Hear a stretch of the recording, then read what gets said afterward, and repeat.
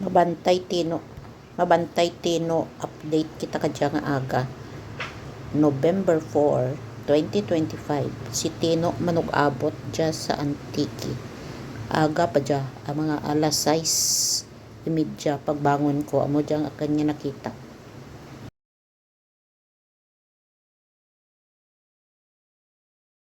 Seven o'clock na pag-abot ni Tino.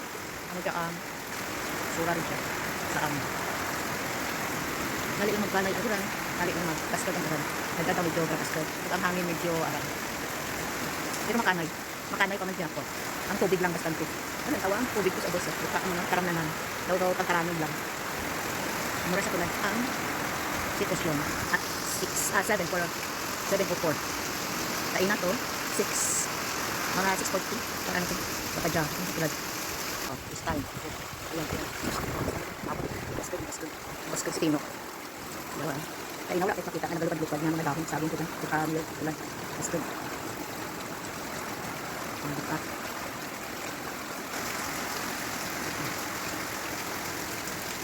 So that's it. Bantay bagyo sa ikasito. Okay, around 7:30. Medyo mapaglos ang hangin. Mapaglos na ang bagyo.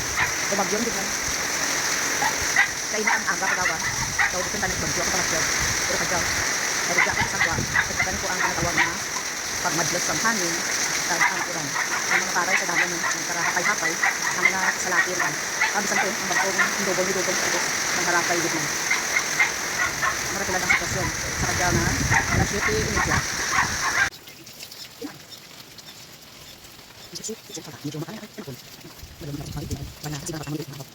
Alas 8:30. Nagbalik si Tino. Nagaprapahuway mga galit no ang bagyo. Kaya na mga alas 8:08. Kita ko nag-untat ng gawa. Nagsanag ang kalibutan. Pero ka dyan, nag-untit sa liwan. So, amora tulad ang sitwasyon. Martes. Samtang si Tino nagalumbayag para sa kalibutan. Salamat ako kay Tino. Ito ako may natanahangin.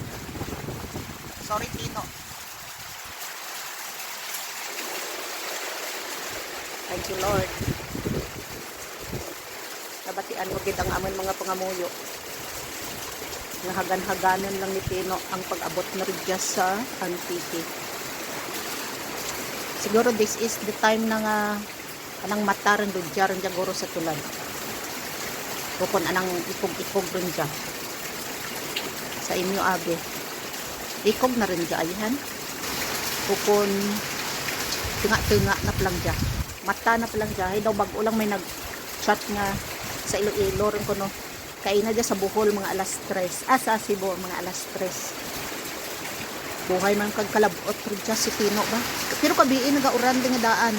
Mga pasado alas 11. Gatsagan ko rin tayo nga nagainuran din. Pagbugtaw ko alas 2:30. Gatsagan ko nga mabasket. Ang uran hasta mag-aga. Pero pag alas 6 kayo na naghagan-hagan. Abi ko gani nga natapos yun si Tino. Dason kada every 30 minutes nagauntat nagahinay-hinay kag dason pagkasunod niya 30 minutes magtugro liwan kang baskog na uran kadya daw malawid-lawid jawa dya 9:30 pa dya kaina nag-umpisa sige gyapon hasta tulad ano lang ra sa tulad ang tulod ni Tino ang kamalig ni Irene ni Bert kag ni Irene si panganang parahuwayan ko nagapamuel kag nagaobra dyan sa anang tarong ang tarong na kabay lang wala lang dyan na nabutangan na rin yung daayahan ka tarong kabay lang hindi lang ramag relumus naguntat anay 9:56 kag naguntat yawaliwan ang uran kag ang hangin kabay ang saging ko dyan tatlo ka buli pero tayo pagsarang ian kong saging kabay hindi lang dyan makuslo kabay hindi lang maslo kabay hindi tang lukat niya itanubon din nga bagong ipo lang dyan ang pusod bagong ipo ang pusod. Akit anak ay sarado. Medyo bahal-bahal ng gawa. Pero kung mapugday ra. Ay. Inay lang. Hindi pag ipugdaya ang kanya kasagingan. May tanugon ka ng mga bunga. May pang-utdan kung lagan ka dahon. Meron lang. Dito ang wals. Kaya lang. Kung mga perfect minutes naman. Dito namin. Hangin ko lang. Para naman din hangin. Medyo lang ang tatlo. Ibahin ko na. Sinatuloy ko lang. Murang tuod nga bagyo. Nakakasin anang bayo. Uy. Di nag-agto dyan.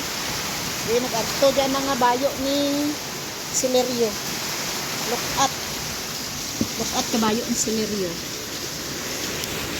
Nga bagyo. Akin mga tanong ay nagturumba. Tuod rin dyan nga bagyo. Akin nga avocado. Nagtuwad.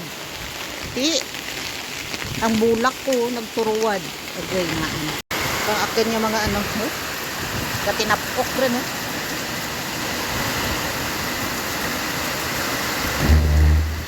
Mura dyan gali ang bagyo. Kung kaina, bakan patuit bagyo. Kadya mo rin dyan. Ano rin dyan ang bagyo nga ginatawag. Ay makita mo din tanang nga gaturinapok lang. Ay katurulbaan. Baskagid man gali. Baskagid man gali si Tin. Di kadya. Gahagunos rin. Ng akin mga flower pot dyan, nagkaratuwad. Akin avocado to, bay kato kung maumpawan pa to.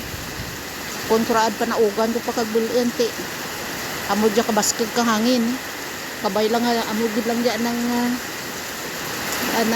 tuod-tuod rin kag magapagwa rin tana sa Pilipinas. Kabay lang nga dasig lang anang pagdalagan ba. 15 minutes antes mag alauna ang sitwasyon doon dyan sa Ikasikad. Ano ka dyan, tapok lang ang uran, matinapok ang uran kag mabaskog ang hangin.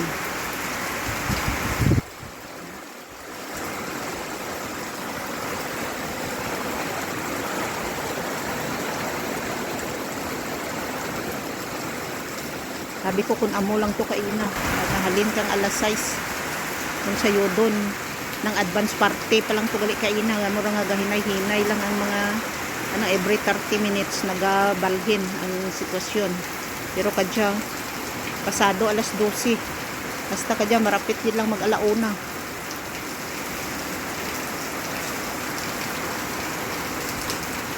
Nagamadlos ang hangin.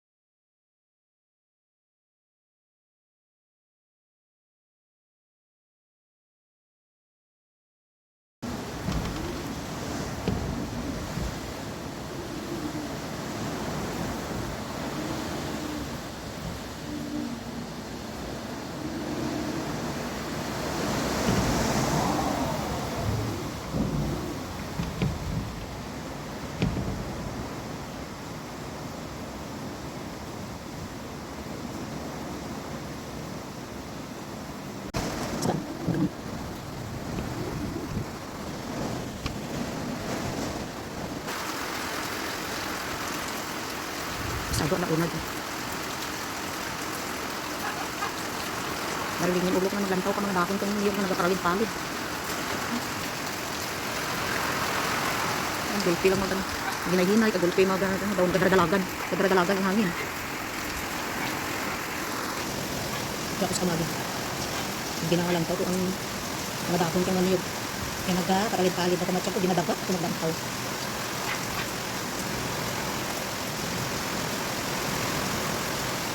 Alin pa kainap mga pasado alas 12 sa kanya. Kaurat untat nga palit-palit yung mga kanyugan. Gulpi lang gamagan. Nagbarisbas ang uran kang hangin. Ito talaga ang sitwasyon dito.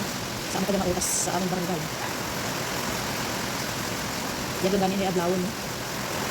Pwede ka pa ganito naman kung naiwan ko.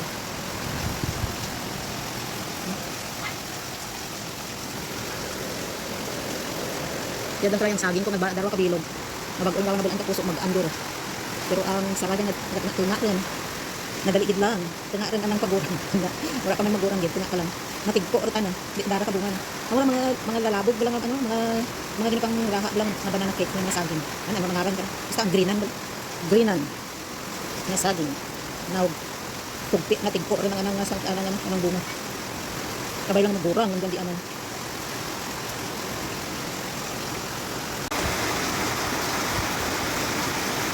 Launa 45 Jaluan. Was-was luwan ang uran. Paghangin. Bakul baan pa man pa ka nga pang ano.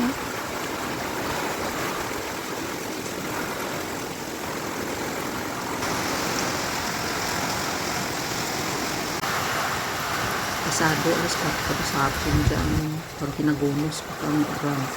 Pero baan yun.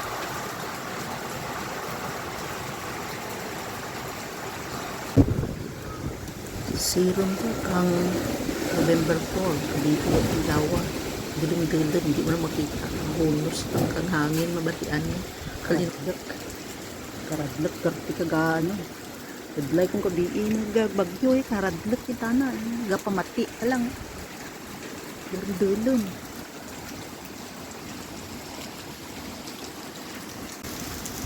kapanipol lang hangin.